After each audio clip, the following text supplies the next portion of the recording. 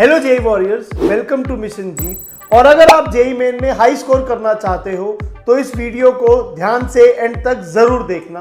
आज हम लोग इस चैप्टर को डिस्कस करेंगे और प्लान सिंपल है। हम लोग स्टार्ट करेंगे शॉर्ट नोट्स के साथ, इंपॉर्टेंट फॉर्मूलाज, इंपॉर्टेंट ट्रिक्स और इंपॉर्टेंट प्रॉब्लम सब डिस्कस करेंगे। फिर हम लोग जेई मेन 2025 के पीवाईक्यू करेंगे, जिसमें कहां पे ट्रैप्स हैं और क्या fastest and most effective method है वो हम डिस्कस करेंगे। सो कॉपी पेन रेडी कर लो, टाइम वेस्ट करे बिना let's start with the short notes.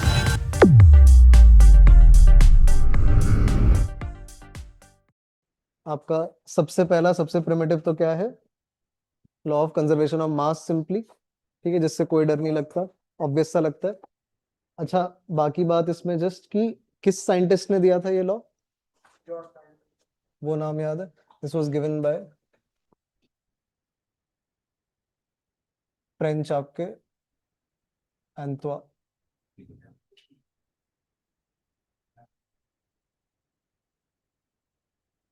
ठीक है, लवोइजियर ये। And as far as the law goes, language simply क्या है, ठीक है, कि आपका mass can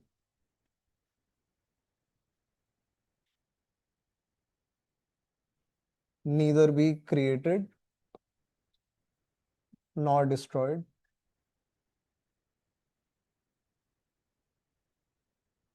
during the course of a chemical reaction.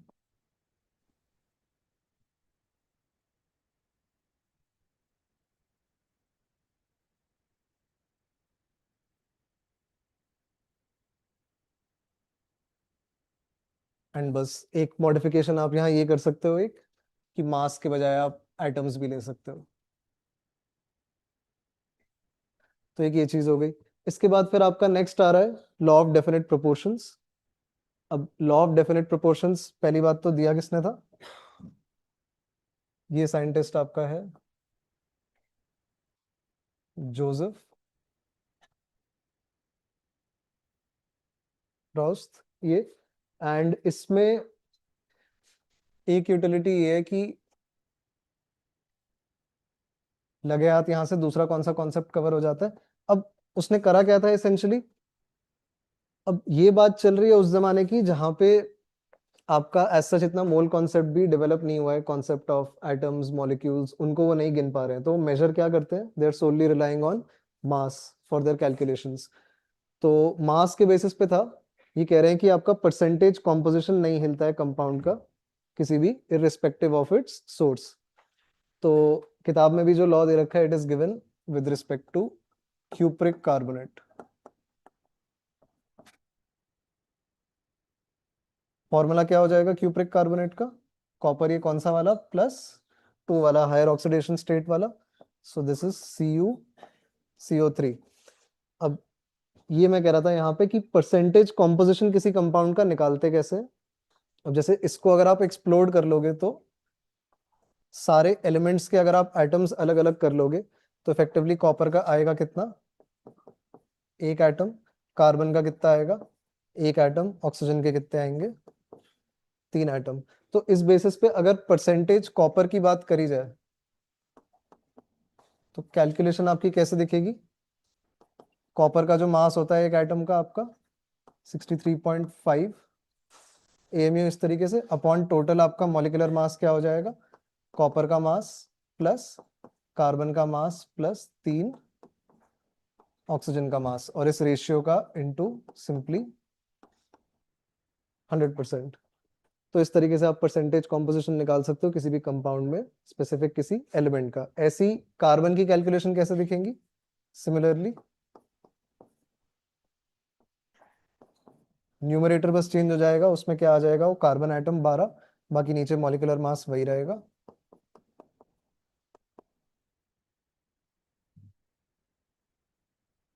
And let से जब किसी लास्ट एलिमेंट का अगर आपको निकालना है परसेंटेज कॉम्पोजिशन, तो वो आपको मैन्युअली पूरा एवेल्युएट करने की जरूरत नहीं है।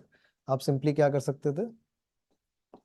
Percentage oxygen is 100 minus percentage copper and percentage carbon. ये कॉन्सेप्ट भी हम अप्लाई करेंगे आगे के क्वेश्चन में, हम देखेंगे 2025 के। तो इस तरीके से तो Joseph Proust was just stating कि रिगार्डलेस आप क्यूप्रिक कार्बोनेट आप बाजार से लेके आओ, लैब में आप सिंथेसाइज करो आर्टिफिशियली, किसी नेचुरल सोर्स से लाओ, जो परसेंटेजेस हैं सारे एलिमेंट्स के ये फिक्स्ड रहते हैं। For a given compound this number can not change. ये चीज थी। अब लॉ ऑफ मल्टीपल प्रोपोर्शंस में अगर आते हैं, ये लॉ किसने दिया है?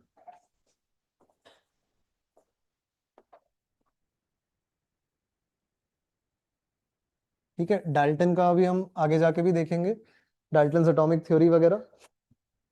तो उसमें हम देखेंगे कि उसका काफी एम्फेसिस रहता है। ठीक है, काफी वो इस पॉइंट को लेके इंसिस्ट करता है कि आपके एटम्स जो हैं किसी भी केमिकल रिएक्शन में, they only combine in a fixed ratio. ठीक है, तो उस चीज का एक तरीके से आप देखो एक्सट्रापोलेशन है। अब इस लॉ की पहली बात तो अगर लैंग्वेज जस्ट देखी जाए तो किस तरीके से रहती है? If two elements can combine to form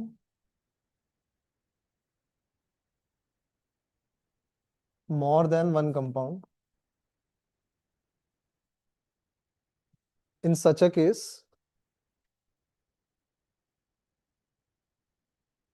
the masses of one element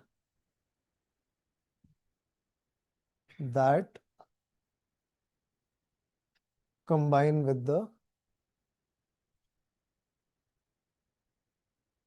fixed mass of the other, तो ये जो masses हैं they bear a simple whole number ratio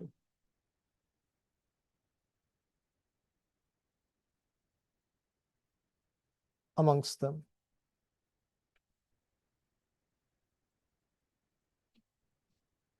तो कहने का मतलब अब ये जो लैंग्वेज थोड़ी ज्यादा भारी भरकम इसकी आ गई है, अंग्रेजी एक ये काफी लेंदी सेंटेंस, बट सिंपली अगर देखा जाए, दो एलिमेंट्स का एग्जांपल ये उठा लेते हैं, हाइड्रोजन और ऑक्सीजन। तो हाइड्रोजन और ऑक्सीजन आपस में कंबाइन करके खाली H2O नहीं बनाते, इसके अलावा वो और क्या बना सकते हैं? H2O2। तो इन दोनों कंपाउंड्स के अंदर अगर हम लेट्स से परसेंटेज कॉम्पोजिशन वगैरह देखते हैं, H2O के अंदर क्या लग रहा है? 2 ग्राम हाइड्रोजन कंबाइन करते हैं 16 ग्राम ऑक्सीजन के साथ, वेराज H2O2 के अंदर क्या रहेगा? 2 ग्राम हाइड्रोजन के साथ कितना कंबाइन हो रहा है? 32 ग्राम्स ऑफ ऑक्सीजन। तो एक एलिमेंट का मास अगर फिक्स करते हैं, फ्रीज करते हैं इसको, तो जो दूसरा एलिमेंट है उसके जो मासेस कंबाइन कर रहे हैं उस फिक्स्ड मास के साथ, उन नंबर्स का अगर आपस में रेशियो देखेंगे तो 16:32 इज नथिंग बट सिंपली 1:2, जो कि क्या है? एक सिंपल होल नंबर रेशियो है। तो इस तरीके से ये लॉ है। इसमें जस्ट अगर आप चाहो एडिड, तो घर पे आप दोबारा इसमें ट्राई कर सकते हो with let's say iron and oxygen, क्योंकि इसकी आपने देखी है दो अलग अलग ऑक्साइड बनती है, क्या क्या फॉर्मूला रहते हैं, FeO Fe2O3, उस पर आप इसको अप्लाई करके देख सकते हो। ठीक है, बिकॉज किताब में तो एक एग्जांपल ये गिवन ही है, उसके बियॉन्ड एक एक्स्ट्रा। तो ये चीज थी। इसके बाद आ जाते हैं थोड़े आपके गैशियस वॉल्यूम से रिलेटेड कई सारे आपके लॉज हैं। एक काम करते हैं, इसमें पहले इसकी बात कर लेते हैं कि एक STP वर्ड आता है इस चैप्टर में, एंड इसको यहाँ पे डिस्कस करना इसलिए भी रेलेवेंट हो रहा है बिकॉज फिर जो आगे जाके जो आपका गैशियस स्टेट वाला चैप्टर था जो फॉर्मली रिमूव हो गया था किताब से, तो फिर इस वाली चीज को यहीं डिस्कस कर लेते हैं। वहां पे एक आपका गैस लॉ आता है, ideal gas law, ideal gas equation किस तरीके से दिखाई देती है?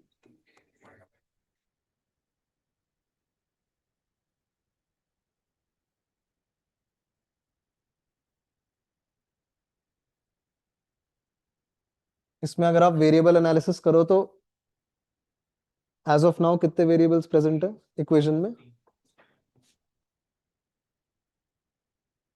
4 वेरिएबल हैं, कंसिडरिंग आपका आर तो एक फिक्स्ड वैल्यू रहता है, कांस्टेंट है। इसमें से फर्दर हम देखते हैं कि एक वेरिएबल हम और रिड्यूस कर पाते हैं, एन को हम एलिमिनेट कर पाते हैं। अगर for a single mole of gas अगर हम देखें तो इक्वेशन रिड्यूस होके इसको हम कैसे लिख सकते हैं, और अब इसमें खाली कितने वेरिएबल रह गए, 3। इस तरीके से V subscript A small m stands for molar volume of a gas. This is volume of 1 mole gas specifically. तो ये चीज बन जा रही है। तो अगर 3 वेरिएबल आपस में रिलेटेड है एक सिंगल लीनियर इक्वेशन से, तो अगर आप किन्हीं भी 2 की वैल्यू अगर फिक्स कर दो तो तीसरे की अपने आप फिक्स हो जाती है। इस चीज का हम फायदा उठाते हैं। तो अगर हम एसटीपी में क्या होता है आपका स्टैंडर्ड टेम्परेचर प्रेशर, इसमें प्रेशर कितना फिक्स कर दिया हमने 1 atm, और टेम्परेचर कितना फिक्स कर दिया आपका 273 केल्विन। तो जब ये दोनों वेरिएबल हम फिक्स कर देते हैं और मोल्स ऑलरेडी पिंड है पहले से 1 मोल गैस, तो ऐसे में वॉल्यूम कितनी आ जाती है,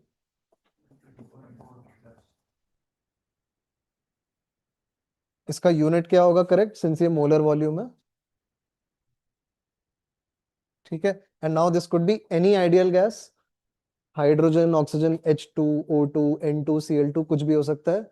हर आइडियल गैस का इस प्रेशर और इस टेम्परेचर पे वॉल्यूम इतना ही रहेगा। ये चीज इसलिए भी बेनिफिशियल है बिकॉज देखो मोल कॉन्सेप्ट में एसेंशियली हमको करना क्या है पूरे टाइम, एक बस ऑसिलेशन करते रहना है। क्वेश्चंस में ग्राम्स गिवन हो किसी चीज के, वजन दे रखा है वेट, तो उसको हम अमाउंट में कन्वर्ट कर देते हैं मोल्स में, क्योंकि हमने देखा है मोल्स में कैलकुलेशन करना आसान पड़ता है। तो पूरे टाइम हम बस ऑसिलेट करते रहते हैं बिटवीन ग्राम्स एंड मोल्स, इस तरीके से क्वेश्चन में आगे पीछे चलते रहते हैं, हम देखेंगे। पर गैसेस के पर्सपेक्टिव से अगर आप देखो, गैसेस का वजन मेजर करना मुश्किल होता है ग्राम्स, तो गैसेस के रिस्पेक्ट में हम क्या कर रहे होंगे, डायरेक्ट उसकी वॉल्यूम को कोरिलेट करते जाएंगे मोल्स से, and that is where this value comes in important. तो ये चीज पूरा क्लियर है।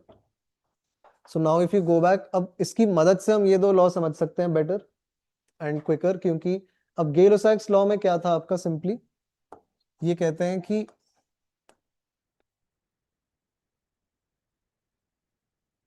गेलो-साइक्स लॉ में वो कह रहे हैं कि अगर आप पिन कर दो स्टार्टिंग से ही कि गैसेस हैं, अलग अलग गैसेस हैं, लेकिन उनके आपके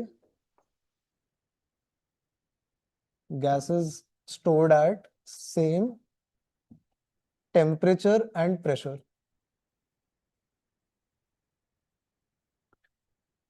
तो ऐसे में क्या हो जाएगा, इस इक्वेशन में से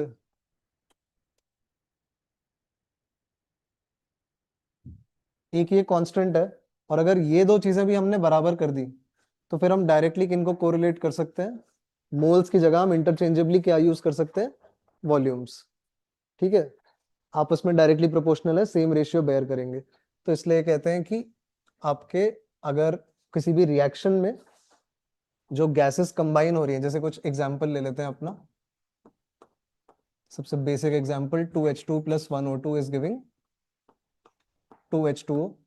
तो ना ही सिर्फ इनके जो रिएक्टिंग मोल्स हैं वो आपस में 2:1 रेशियो बेयर करेंगे, but at the same temperature and pressure इनके जो रिएक्टिंग वॉल्यूम्स भी हैं वो सेम रेशियो बेयर करेंगे, ठीक है। ये कॉन्सेप्ट है आपका गेलो-साइक्स लॉ में। रही बात आपके एवोगैड्रोस लॉ की, इसमें अब ये है, यहां पे चर्चा चल रही है, ये कह रहे हैं अगर आप तीनों वेरिएबल फिक्स कर दो, gases bearing same pressure, temperature and volume के भी वैल्यूज, तो क्या हो जाएगा फिर, बची हुई चीज जस्ट क्या है, मोल्स। तो अगर किन्हीं गैसेस के प्रेशर, टेम्परेचर, वॉल्यूम सब बराबर हैं तो फिर उनके मोल्स ही बराबर होंगे, विल हैव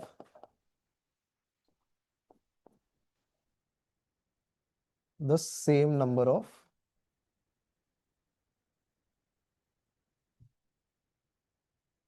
मॉलिक्यूल्स।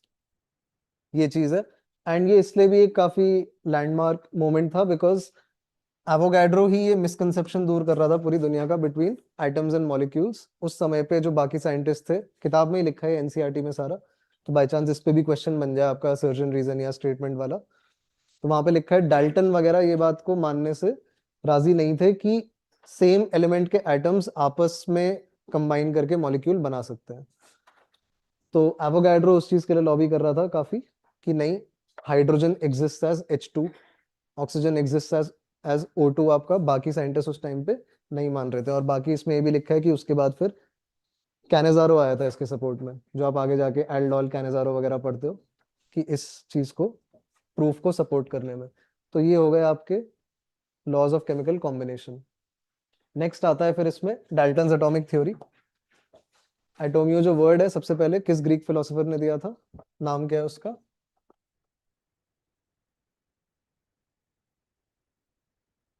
डेमोक्रिटस। ये चीज है। अब डाल्टन्स एटॉमिक थ्योरी में एनसीईआरटी का जो प्रेजेंटेशन है काफी सब्जेक्टिव है, अलग अलग जगह आपको अलग फॉर्म्स दिख सकते हैं, बट मेनली कितने हैं पॉइंट्स? ठीक है, आपके 4 पॉइंट्स मेनली इंपॉर्टेंट है। क्या क्या है यहाँ पे, फिल इन द ब्लैंक्स आप कर सकते हो attempt. Matter consist of indivisible atoms, ये वाली चीज है जो पहले देख रखी है। All atoms of a given element क्या रहेगा इसमें, are identical in all aspects. ठीक है, इंक्लूडिंग लेट्स से उनका एटॉमिक मास। वेराज वो कहता है एटम्स ऑफ डिफरेंट एलिमेंट्स, वो अलग अलग एलिमेंट्स के कहलाई क्यों जा रहे हैं, क्योंकि उनका आपस में एटॉमिक मास भी अलग होगा।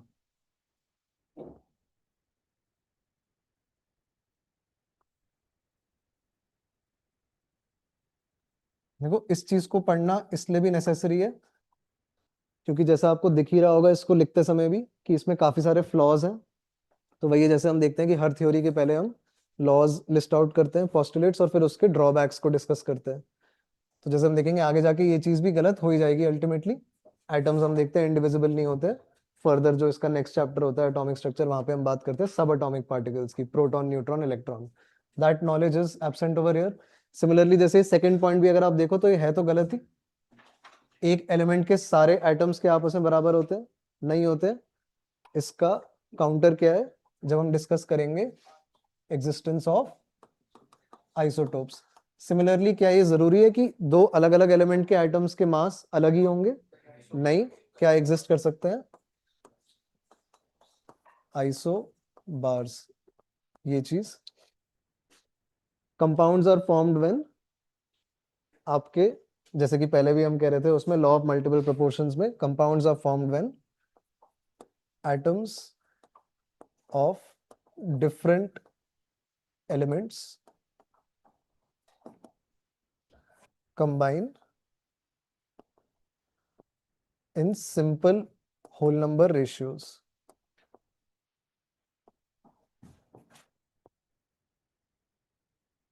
तो एक तो इस लैंग्वेज में भी सिमिलैरिटी दिख रही होगी उस लॉ की, मल्टीपल प्रोपोर्शंस वाले। एंड सिमिलरली एटम्स ऑफ, यहाँ पे काफी एक्सप्लिसिटली बोल रखा है डिफरेंट एलिमेंट्स। वो उस समय कंफर्टेबल नहीं थे ये एक्सेप्ट करने में कि आपके होमोन्यूक्लियर भी आपके मॉलिक्यूल्स हो सकते हैं, सेम एलिमेंट के एटम्स कंबाइन कर रहे हैं बाय कोवेलेंट बॉन्ड्स। बॉन्डिंग के बारे में तो ये कुछ भी एक्सप्लेनेशन नहीं दे पाता था। लास्ट पॉइंट क्या है, chemical reactions involve merely the, अब ये वाला भी जो पॉइंट है इट इज एसेंशियली आपका वही जो law of conservation of mass है उसको रीपैकेज करके रीपर्पस करके यहाँ प्रेजेंट कर रखा है कि involve merely reorganization of atoms. ठीक है,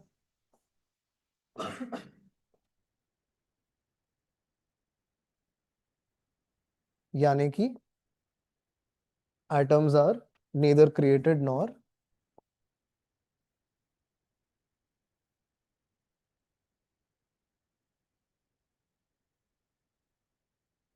तो बाद में जाके हमने देखा है रेडियो एक्टिविटी वगैरह सब कुछ, एटम्स भी हमने डिस्ट्रॉय कर दिए।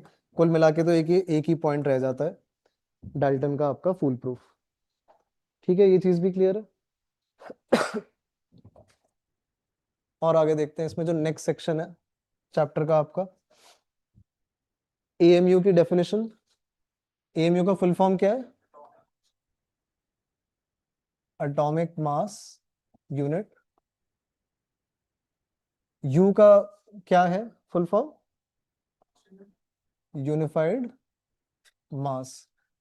तो ये दोनों नाम सेम चीज के लिए ही है। एएमयू की डेफिनेशन क्या दोगे आप? AMU is specifically 1/12 the mass of a single C12 atom। ठीक, तो इसकी वैल्यू कितनी आती है? 1.66 10⁻⁻24 ग्राम्स। एंड ध्यान रहे इसको किलोग्राम्स में जब आप एक्सप्रेस करो -27 किलोग्राम ही करना। कुछ लोग इसमें ये ब्लेंडर करते हैं, उसको 21 कर देते हैं। ठीक है, तो that is a common source of error. ये वैल्यू हो गई।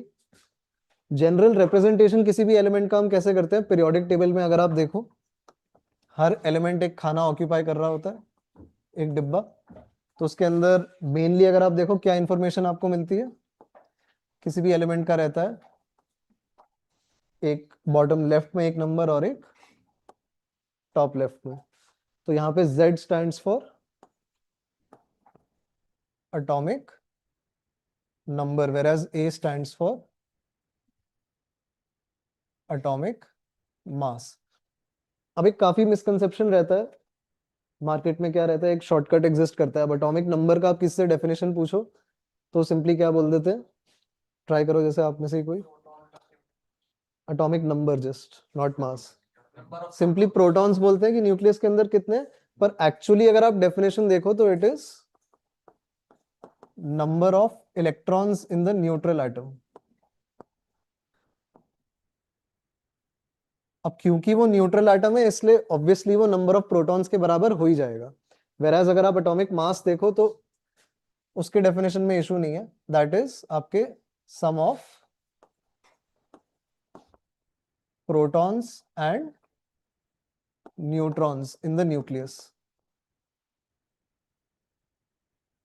क्योंकि इस चीज को समझने की कोशिश करना, इस तरीके से अब हो क्या जा रहा है, इंश्योर आपको एटम के बारे में सब कुछ पता है, सारे सब एटॉमिक पार्टिकल्स का आपको गिनती पता है कि कितने उसमें इलेक्ट्रॉन है, कितने प्रोटॉन है और कितने न्यूट्रॉन है।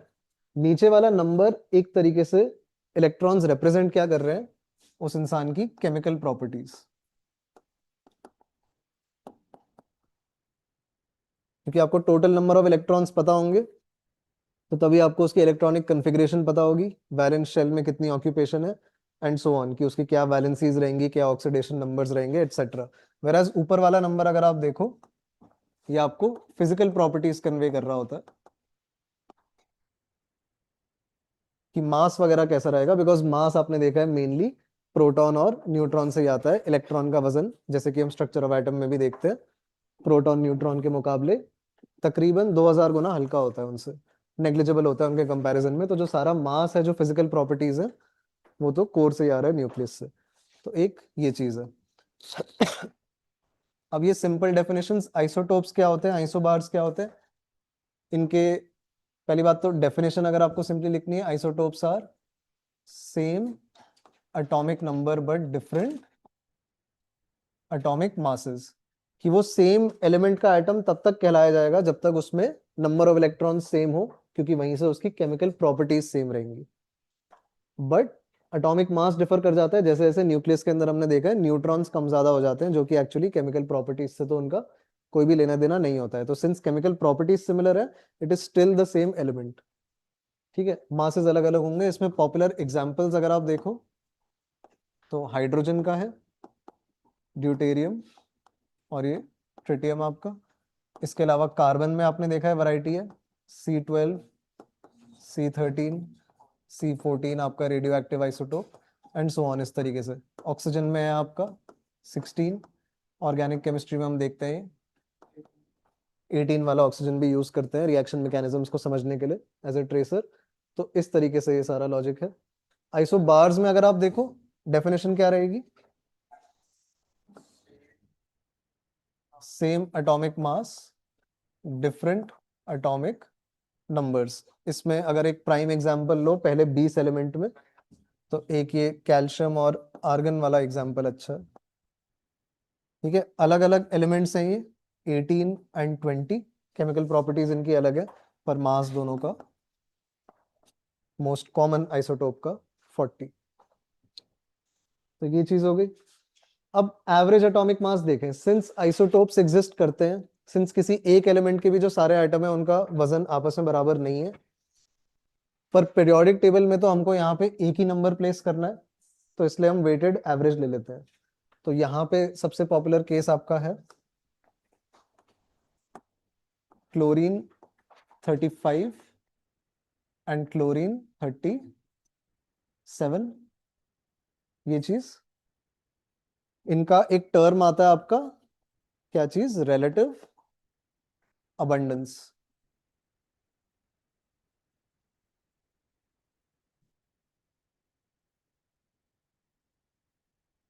कितना कितना रहता है, क्लोरीन 35 कितना है नेचर में, अप्रोक्सीमेटली 75%, और ये 25%।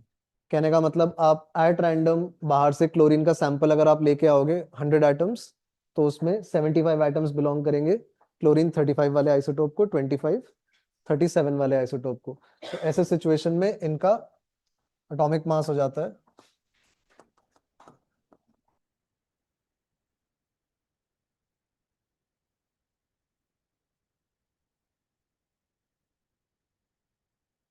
इस तरह से। आपको कैलकुलेशंस करनी है, जो कि आपने देखा है, दैट इज वाई क्लोरीन एक लौता है जिसमें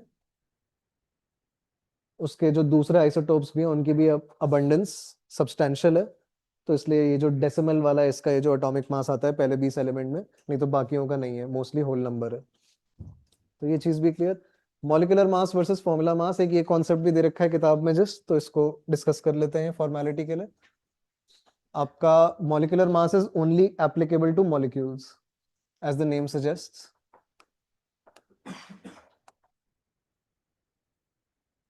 तो मॉलिक्यूल्स तो आपको कहाँ मिलेंगे, खाली जब बॉन्डिंग किस तरह की है, in nature covalent. वेराज formula mass आपका इज एप्लीकेबल फॉर, अब अगर आपके आयनिक कंपाउंड्स हो, बिकॉज आयनिक कंपाउंड्स में आपने देखा है कटायन अनायन जस्ट टच कर रहे होते हैं, there is no concept of a molecule. Atoms की बाउंड्रीज ओवरलैप नहीं कर रही हैं, वो मर्ज नहीं कर रही हैं, ठीक है। इनफैक्ट सॉलिड स्टेट वगैरह भी जैसे चैप्टर्स रहते थे जो डिलीटेड पोर्शन है, तो उसमें हम देखते थे कि आपका for every Na positive it is surrounded by 6 Cl minus atoms. ठीक है, तीनों अगर आप एक्सीज ले लो, तो हर एक्सिस के लॉन्ग उसके दो दो नेबर होते हैं, एक्स एक्सिस के लॉन्ग दो, वाई एक्सिस के लॉन्ग दो, जेड एक्सिस के लॉन्ग भी दो, इस तरीके से। तो आप यू रियली कांट से कि ये Na प्लस कौन से क्लोरीन से जुड़ा हुआ है। तो ऐसे में there is no concept of a molecule, हम सिंपली क्या ले रहे होते हैं, एक सिंपलेस्ट रेशियो। एक तरीके से तो आप ये भी कह सकते हो, जो फॉर्मूला यूनिट होता है किसी आयनिक कंपाउंड का, वो उसका एम्पेरिकल फॉर्मूला होता है, and there is no concept of a molecular formula वहां पे। ठीक है, बिकॉज NaCl का सॉलिड जब आप कल को डिमोलिश कर दोगे, एंड वहां पे वाइसी वर्सा भी होता है, सारे Cl माइनस सराउंडेड होते हैं छह तरफ से Na प्लस से।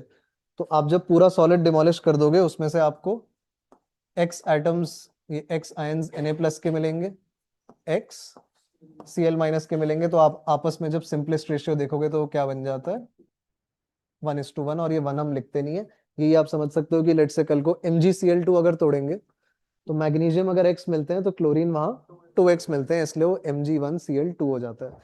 तो ये फंडा है, तो वहां पे इसलिए हम मॉलिक्यूलर मास नहीं बोलते, फॉर्मूला मास बोलते हैं। इनफैक्ट आप देखोगे मोलैरिटी के बजाय वहां पे एक वर्ड होता है फॉर्मेलिटी बोला जाता है, पर वो यूज इतना ज्यादा हम करते नहीं है। मोल कॉन्सेप्ट अगर देखें, मोल का आपका डेफिनेशन क्या है, 1 मोल का डेफिनेशन क्या है, 1 मोल इज, अभी किस चीज का यूनिट है, SI यूनिट है ये, of amount of a substance. ठीक है, कि नॉट मास, यहाँ पे हम काउंट कर रहे हैं number of atoms, number of molecules, किसी भी चीज को गिन सकते हैं। तो 1 मोल कंटेन्स as many एटम्स या फिर मॉलिक्यूल्स या फिर आयंस या इन जनरल आप कह सकते हो species as are the atoms, as are the carbon 12 atoms present in 12 grams of it. ठीक है ये चीज। तो नंबर आ कितना जाता है, एवोगैड्रो नंबर के बराबर आ जाता है, but Avogadro's number is just a constant. ठीक है, इसकी जो वैल्यू हम सबको जो पता है पहले से ही, कितनी, इसको अभी अप्रोक्सीमेटली मैं क्या लिख दे रहा हूँ, जस्ट 6 × 10⁻23। उसके आगे रहता है वो 0.022023, दैट इज ऑल्सो देयर। पर इस चीज को समझते हैं। अच्छा, ये नंबर यही वाला क्यों चूज हुआ था? ठीक है, नंबर कुछ और भी हो सकता था, साफ सुथरा नंबर भी हो सकता था, राउंड नंबर कुछ 1 × 10⁻25 इस तरीके से। तो इसके पीछे क्योंकि लॉजिक क्या रहता है, आपका जो एवोगैड्रोज नंबर है that is simply inverse of, आप एएमयू कह लो, या फिर एएमयू की जगह अगर मैं लूजली यूज करूं मास ऑफ अ प्रोटॉन या फिर मास ऑफ अ न्यूट्रॉन, मैं कह रहा हूँ ये सारी चीजें आपस में तकरीबन बराबर है।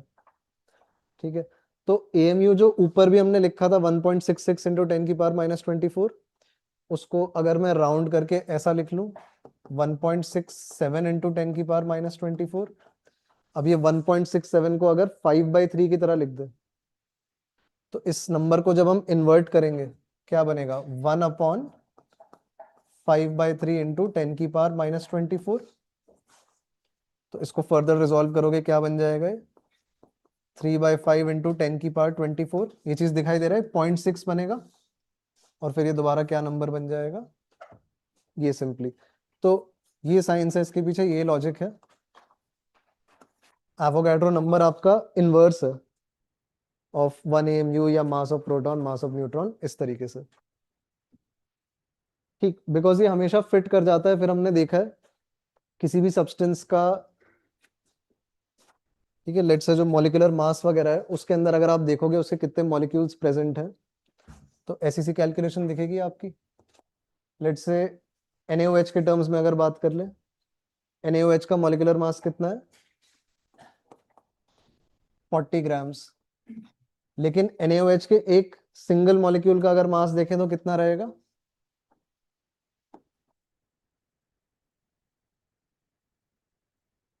ये चीज समझ आ रही है? और इसको जब इससे डिवाइड करेंगे तो ये वाला नंबर हमेशा परफेक्टली कैंसिल हो जाएगा, and 1/AMU will always be left with आपका एवोगैड्रो नंबर ही घूम फिर के। सो दैट इज द एसोसिएशन। ये दोनों नंबर साथ में चेंज होते जाएंगे, पर कैंसिल आउट होने के बाद हमेशा एंड में आपके पास एवोगैड्रो नंबर ऑफ मॉलिक्यूल्स ही रह जाएंगे, अगर आप किसी भी सब्सटेंस का कितना मास ले लो उसके मॉलिक्यूलर मास के बराबर इन ग्राम्स। इसीलिए इस नंबर को और क्या बोलते हैं हम, ग्राम मॉलिक्यूलर मास। ठीक है, मॉलिक्यूलर मास वैसे अगर आप सोचो एक सिंगल मॉलिक्यूल का मास होता है जस्ट, तो ग्राम्स वगैरह में नहीं आने वाला, और 10⁻24 ग्राम में एमयू के टर्म्स में ज्यादा कन्वीनियंट रहने वाला है। तो जब हम उसको ऐसे एक्सप्रेस करते हैं, आगे ग्राम्स लगाते हैं, you have to call it gram molecular mass, not simply molecular mass. ये डिस्टिंक्शन है। परसेंटेज कॉम्पोजिशन हमने पहले देख ही लिया कि किस तरीके से निकाल सकते हैं। तो एम्पेरिकल फॉर्मूला और मॉलिक्यूलर फॉर्मूला वाला डिस्कशन कर लेते हैं।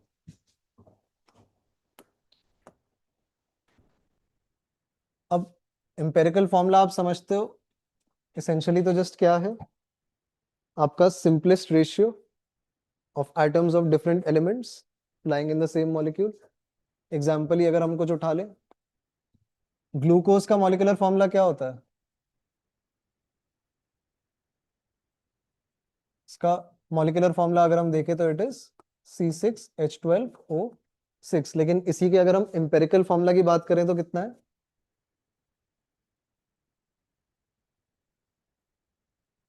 वो सारे जो नंबर है आपका, उनका हाईएस्ट कॉमन फैक्टर, उनका HCF कितना आ रहा है, 6 आ रहा है, उससे आप डिवाइड कर सकते हो, तो सिंपलेस्ट रेशियो बनेगा ये। तो ये इसका एम्पेरिकल फॉर्मूला है, वो उसका मॉलिक्यूलर फॉर्मूला है। तो इन जनरल अगर आप देखो, आप एक ऐसे इक्वेशन के तौर पे भी समझ सकते हो, molecular formula is n times of empirical formula, ये चीज।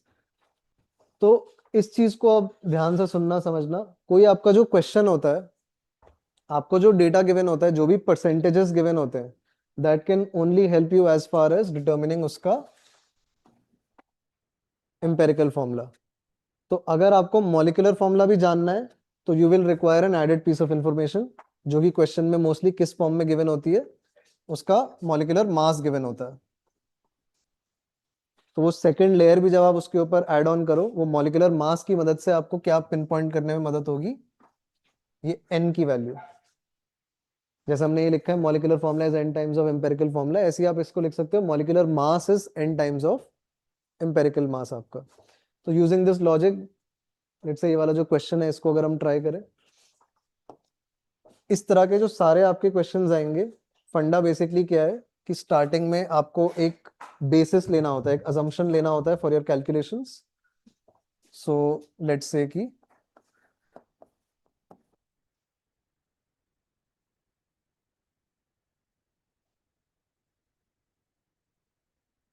सबसे कन्वीनियंट नंबर ऐसे में क्या रहता है, 100, क्योंकि उसमें परसेंटेजेस आसानी से आपकी अप्लाई हो जाती है। तो जैसे इस क्वेश्चन में जो डेटा गिवन है वो अगर आप देखो, तो कह रहा है इस कंपाउंड के अंदर क्या है, 24% आपका कार्बन है,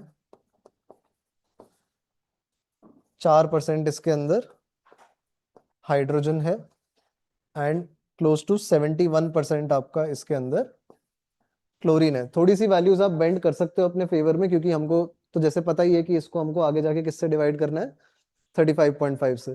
तो इस 71.65 लेके कुछ फायदा है नहीं, ये रफ कैलकुलेशंस यहाँ पे हम कर सकते हैं इस तरीके से। इसके बाद आप इनको, अब रेशियो निकालना है आपको एटम्स का, ठीक है, अमाउंट में। तो पहले इसको सबके एटॉमिक मासेस से डिवाइड करके इनको मोल्स में कन्वर्ट कर लेंगे।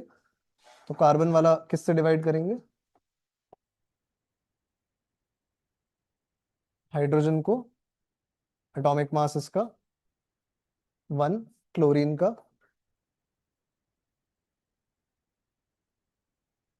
तो इन दिस केस आपको दिख रहा है कार्बन आ कितने रहे हैं, 2 मोल, हाइड्रोजन कितने, एंड आपका क्लोरीन कितना आ रहा है।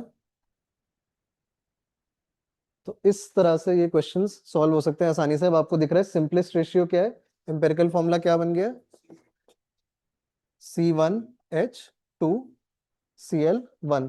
इस तरीके से ये जो 2:4:2 है, उसको आप ऐसे एक्सप्रेस कर सकते थे।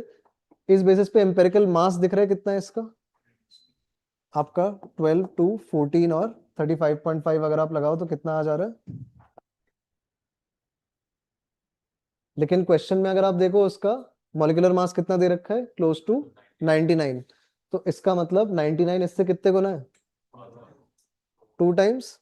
तो वो जो n की वैल्यू है वो कितनी है इस क्वेश्चन में, 2। तो अगर एम्पेरिकल फॉर्मूला ये है, तो इसका मॉलिक्यूलर फॉर्मूला क्या है,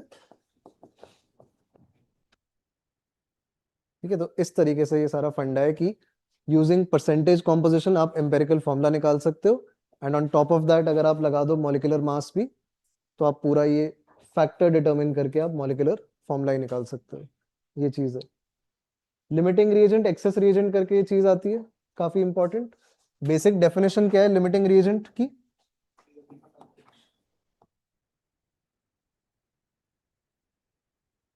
बताओ, ठीक है। तो लिमिटिंग रिएजेंट इज आपका वो रिएजेंट जो खुद पहले खत्म हो जाएगा और इसकी वजह से रिएक्शन रुक जाएगा। पर एक चीज ये ध्यान रखना कि जो दूसरा रिएक्टेंट है वो अनकंज्यूम्ड कुछ बचना भी चाहिए, ठीक है। लिमिटिंग रिएजेंट पहले एग्जॉस्ट हो जाएगा,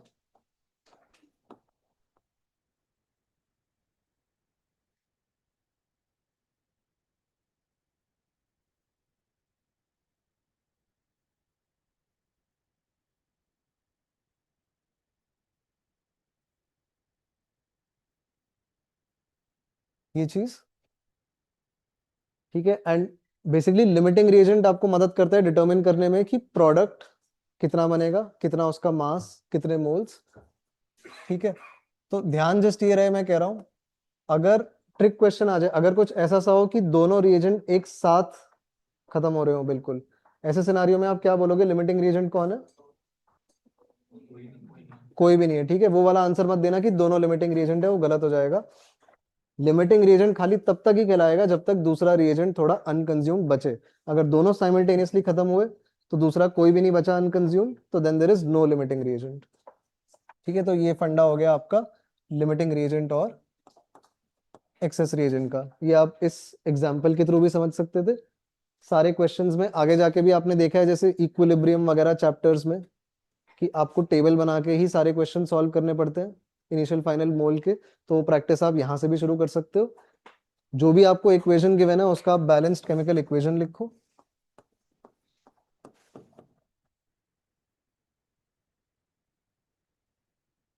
लेकिन उसके बाद क्या बना लो? टेबल ये इनिशियल फाइनल मोल्स की। ध्यान रहे मोल्स के टर्म्स में है, तो अभी जो इनके मासेस गिवन है, इनको अगर आप मोल्स में कन्वर्ट करो तो क्या बन रहा है? और ऑक्सीजन का, ठीक है, इस तरीके से इनिशियली आपका वाटर प्रेजेंट इज 0। यहाँ पे आपका लिमिटिंग रिएजेंट कौन है? कोई भी नहीं है। अब ये चीजें डिटरमिन करने के लिए कि लिमिटिंग रिएजेंट कोई है भी या नहीं है, दिस इज वाई आपको बैलेंस्ड केमिकल इक्वेशन चाहिए। आपको ये स्टोइकियोमेट्रिक कोएफिशिएंट्स की तरफ आपको मुड़ के देखना पड़ेगा। अब ये हमको बता रहे हैं कि जब जब आपके 2 कंज्यूम हो रहे हैं हाइड्रोजन के, ऑक्सीजन कितना कंज्यूम हो रहा है? 1, उससे आधा। तो अगर आपको 4 कंज्यूम करवाने हैं हाइड्रोजन, तो ऑक्सीजन की रिक्वायरमेंट कितनी थी? 2, एग्जैक्टली। तो अभी इससे ये ना कम है ना ज्यादा है। इस क्वेश्चन में there is no limiting reagent, no excess reagent, ये दोनों एक साथ खत्म हो जाएंगे आपके। एंड इनके किसी भी एक के रिस्पेक्ट में आप डिटरमिन कर सकते हो कि प्रोडक्ट कितना बनेगा। लेट्स से हम इस रेशियो को रेफर कर लें, 2 से ये 2 बनते हैं बराबर, तो इसके अगर 4 कंज्यूम हुए हैं तो वो भी कितने बनेंगे? तो ये फंडा यूज करेंगे हम आगे के क्वेश्चंस में भी। फिर लास्ट पोर्शन जो आता है आपका चैप्टर का, क्या रहता है? Concentration terms. Concentration terms measure करने के क्या क्या तरीके हैं हमारे पास पॉपुलरली आपके? जैसे कि दिख रहा है, एक है आपका मास परसेंट। फॉर्मूला क्या लिखोगे इसमें आप? Mass of solute upon mass of. अब यहां पे ध्यान रखना बस, ठीक है, कि एक यही पोर्शन ट्रिकी है। मिस्टेक क्या हो सकती है, सिली मिस्टेक आपकी एग्जाम में, कि आप नीचे डिनोमिनेटर में खाली क्या लेके बैठ जाओ? Mass of solvent. ठीक है, तो इस चीज का ध्यान रखना है। सिमिलरली वॉल्यूम परसेंट की अगर बात करें तो क्या फॉर्मूला है? अपॉन वॉल्यूम ऑफ, अगेन क्या ध्यान रखना है? टोटल सोल्यूशन का पूरा, ठीक है, इनटू 100%।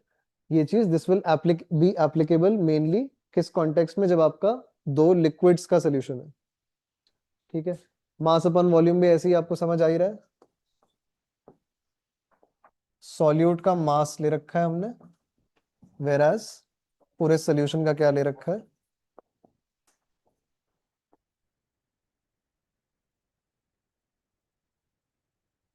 अब इससे कॉम्प्लिकेटेड वाले एग्जांपल्स पे अगर आए, एक क्या है आपका? Mole fraction. मोल फ्रैक्शन किसी भी सब्सटेंस का क्या रहेगा? सिंबल क्या रहता है इसका? काई। एंड काई ऑफ ए कितना होगा? Moles of A in the system upon total moles, कि जितने भी लोग प्रेजेंट हैं। ठीक है, नीचे वाले पोर्शन को आप एन टोटल भी कह सकते हो। ये चीज है मोल फ्रैक्शन आपका। मोलैरिटी और मोलालिटी का डिस्कशन कर लेते हैं। इनसे ज्यादा डर लगता है लोगों को ये जो लास्ट पोर्शन है चैप्टर का।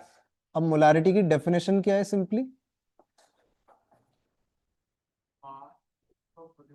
मोल्स ऑफ सॉल्यूट पर, ठीक है, पर litre of solution, volume of solution in litres. ये चीज तो जाहिर सी बात है, इसके यूनिट्स भी कैसे आ जाते होंगे? इसका सिंबल है सिंपली कैपिटल एम, और इसके यूनिट्स कैसे रहते हैं? मोल पर लीटर। अब लगे हाथ इसमें एक ये डिस्कस कर लेते हैं टेम्पलेट की आपका सबसे कॉमन काइंड ऑफ क्वेश्चन कैसा आता है मोलारिटी में, जहां पर कि आप देखोगे आपको two sets of data provided होंगे क्वेश्चन में। कौन से डेंसिटी ऑफ सॉल्यूशन गिवन होगी एंड आपको मास परसेंटेज गिवन होगा सॉल्यूट का। ठीक है, एंड ऐसे कॉन्टेक्स्ट में आपको बोला होगा मोलारिटी ढूंढने के लिए। तो कुछ डमी वैल्यूज अभी ले लेते हैं एग्जाम्पल को ये सपोर्ट करने के लिए। लेट्स से सॉल्यूशन का डेंसिटी इज 1.2 ग्राम्स पर CC, mass percentage let's say हम कह लेते हैं 20% है, सॉल्यूट अभी के लिए मान लेते हैं NaOH लेट्स से।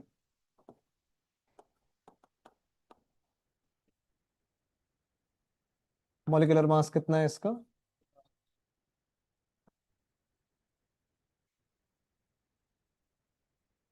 ये। तो इस तरह के क्वेश्चंस में आपको करना क्या चाहिए, मेन हर्डल यही आता है कि समझ नहीं आता है क्वेश्चन स्टार्ट कहाँ से करना है। जब जब ये सिचुएशन आए आपको मोल कॉन्सेप्ट में किसी भी कॉन्सेंट्रेशन टर्म वाले क्वेश्चन में इंटर कन्वर्ट करना हो, चाहे ढूंढना हो कुछ भी, तो जब भी आप फंसो सिंपली क्वेश्चन कहाँ से स्टार्ट कर लेना चाहिए, आप अज्यूम कर लो 1 लीटर सोल्यूशन, उसको बना लो बेसिस अपना कैलकुलेशंस के लिए।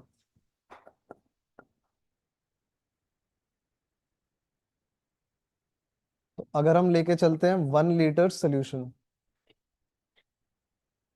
बिकॉज ये हमको अब क्या मदद करेगा, आगे का रास्ता अपने आप दिखना शुरू हो जाएगा। इसके साथ आप ये मास अपॉन मास वाला टर्म तो कोरिलेट कर नहीं सकते हो, पर क्या कोरिलेट कर सकते हो, डेंसिटी वाला। तो वो इसमें अगर आप अप्लाई कर दो तो इससे हमको क्या पता चल रहा है, मास पूरे सोल्यूशन का कितना आ जा रहा है, डेंसिटी इनटू वॉल्यूम।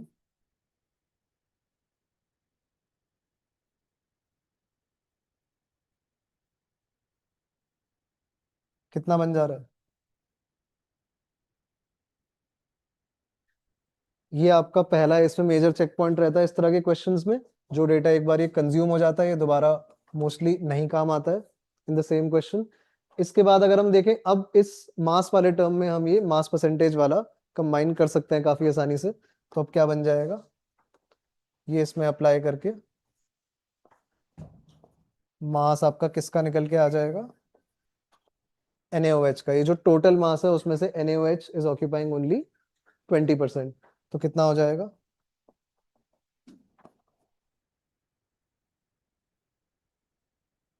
ठीक है, इस तरीके से ये वैल्यू। तो ये कितना आ जाएगा, इसका 1/5 अगर हम ले 240 ग्राम। ठीक है, ये वाला डेटा भी आपका कंज्यूम हो गया है। अब डेटा तो खत्म हो गए हैं, so that is also suggesting कि question should be near completion. अब फाइनली आपको करना क्या था, मोलारिटी ढूंढते वक्त आपको बताना है कि 1 लीटर सोल्यूशन के अंदर ही मोल्स कितने प्रेजेंट है सॉल्यूट के। तो हमारे पास अगर मास पता है हमको सॉल्यूट का इन 1 लीटर सोल्यूशन, इसको सिंपली मोल्स में कन्वर्ट करने के लिए अब क्या रह गया, मॉलिक्यूलर मास से इसको डिवाइड करना है।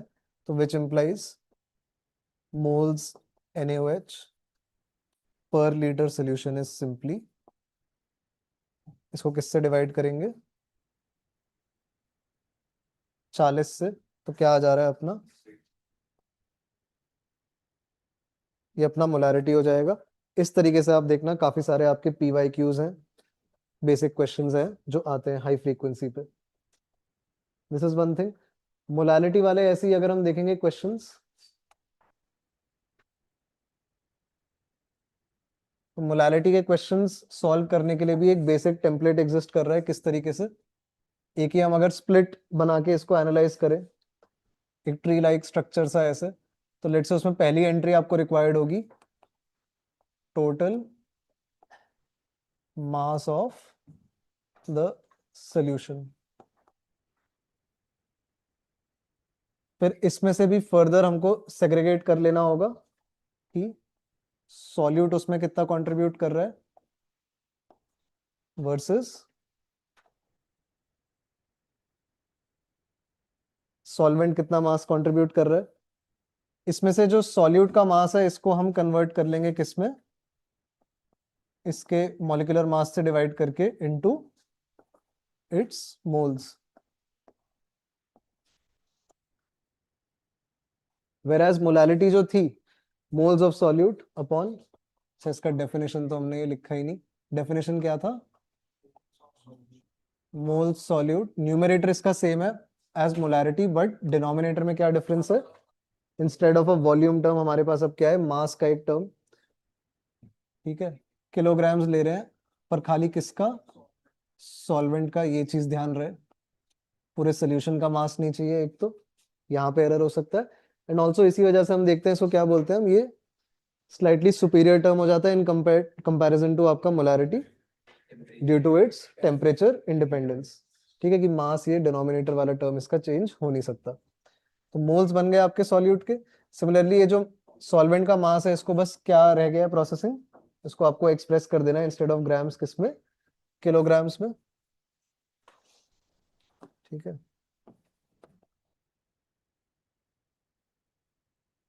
तो आगे आपके पास किलोग्राम्स ऑफ सॉल्वेंट, और इन दोनों टर्म्स को अगर आप कंबाइन कर लोगे तो क्या बन जाता है, मोलालिटी, सिंबल आपका स्मॉल m, यूनिट आपका मोल्स पर केजी। ये टेम्पलेट रहेगा बेसिक, इस पे भी आ रखे हैं 2025 में आपके क्वेश्चन, डायरेक्ट हम देखेंगे इस पे अप्लाई करके कि जस्ट इस फ्रेमवर्क में उसको फिट करते जाना है वैल्यूज को। लास्टली अगर देखें आपका Dalton's law of partial pressures discuss कर सकते हैं।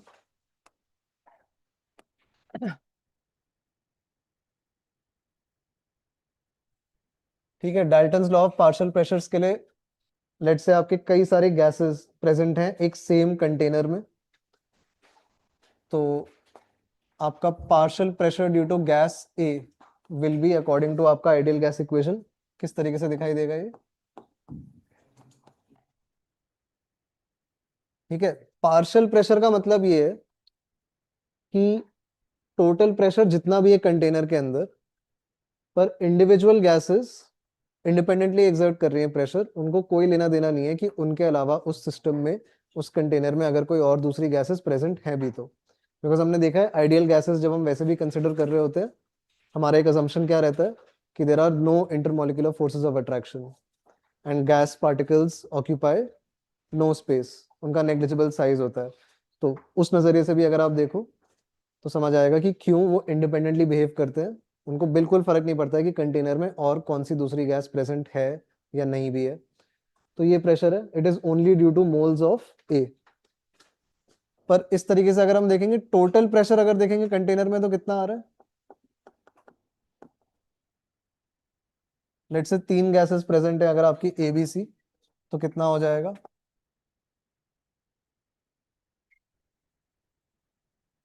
किस तरीके से दिखाई देगा,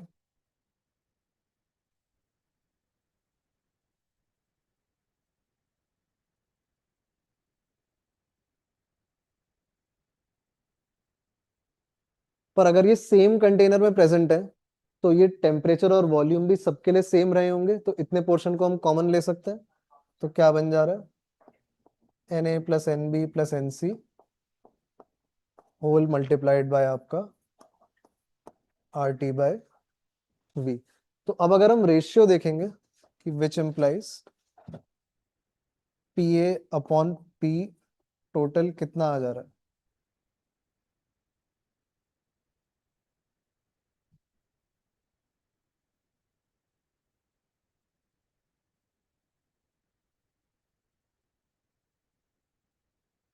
तो ये जो टर्म रह जा रहा है residual, this is nothing but इसका मोल फ्रैक्शन। तो यहां से हम एक रिलेशन बना सकते हैं कि विच इम्प्लाइज आपका partial pressure due to the gas is total pressure multiplied by its mole fraction। इसको यूज करते हैं हम आगे अक्रॉस मल्टीपल स्पेसेस ये। तो ये चीज है कि जिस रेशियो में उस कंटेनर के अंदर जो सारे मोल्स प्रेजेंट है गैस के, उसमें से स्पेसिफिकली जितना रेशियो बिलोंग्स टू गैस है, तो वही सेम रेशियो है कि टोटल प्रेशर में से वो पार्शियल प्रेशर कितना कंट्रीब्यूट कर रहा है। ये फंडा है। अच्छा, इसकी आगे की जो चीजें हैं ये कराई दी है मैंने आपको ऊपर में। मोलारिटी का सबसे बेसिक तरह का क्वेश्चन, मोलारिटी का आपका। पीपीएम की एक बात कर लेते हैं इसमें।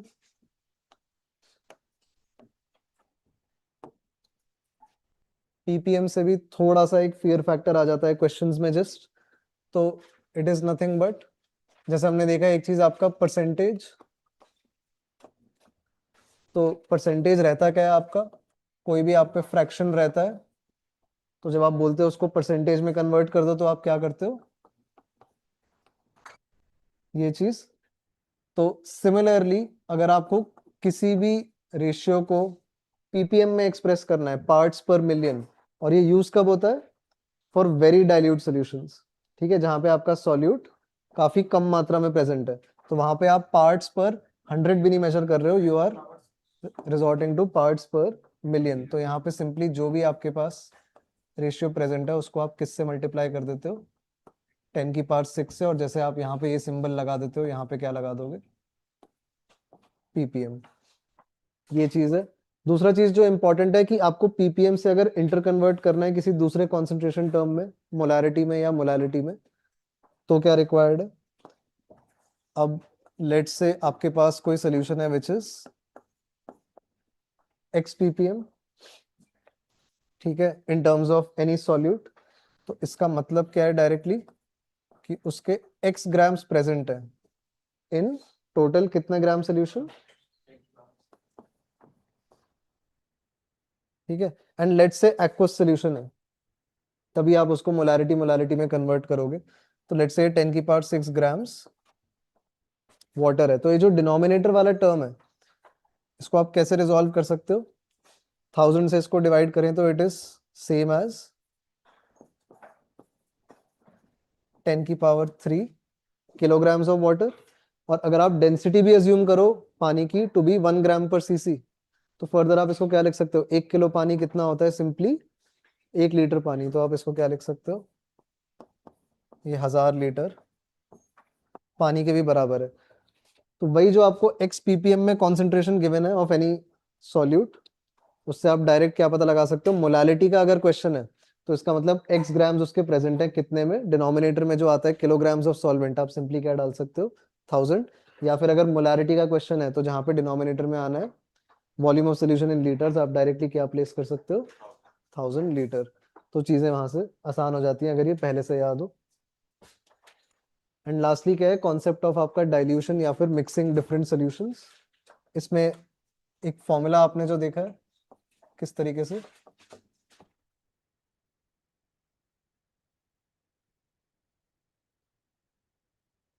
ये फॉर्मूला देख रखा होगा पहले।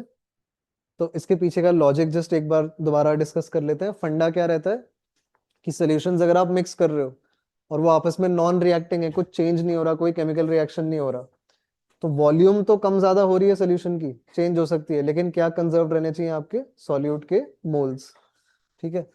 तो बिकॉज अगर हम ये लिख रहे थे कि मोलैरिटी इज, मोल्स का सिंबल आप एन ले लें, अगर मोल्स ऑफ सॉल्यूट पर आपका वॉल्यूम ऑफ सोल्यूशन हम जो ले रहे थे, तो इस रिलेशन से ये भी बन रहा है ना कि मोल्स किसके बराबर है, सिंपली मोलैरिटी इनटू वॉल्यूम। ये एक इंपॉर्टेंट कोरिलेशन है।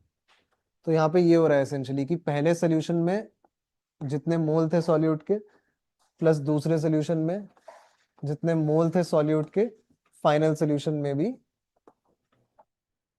उतने ही मोल रहेंगे सॉल्यूट के। एक तरीके से सॉल्यूट के ऊपर ही हम कंजर्वेशन ऑफ मास या कंजर्वेशन ऑफ मोल्स लगा दे रहे हैं कि उसके इर्द गिर्द, उसके अराउंड वॉल्यूम चेंज हो सकती है सोल्यूशन की, पर उसके पार्टिकल्स उतने ही रहेंगे। तो इसके साथ ये कंक्लूड होता है शॉर्ट नोट्स वाला प्रोसेस इसका। So this chapter is done. इसको आप टिक मार्क कर सकते हो क्योंकि ये चैप्टर आपके लिए रेडी है। सेशन यूजफुल लगा तो लाइक जरूर करना। अगला चैप्टर हम ये वाला डिस्कस करेंगे ऑन दिस पर्टिकुलर डेट, तो इसको अपने कैलेंडर्स में मार्क कर लो। Also make sure you subscribe to the channel ताकि वीडियो मिस ना हो जाए। Keep pushing, don't give up.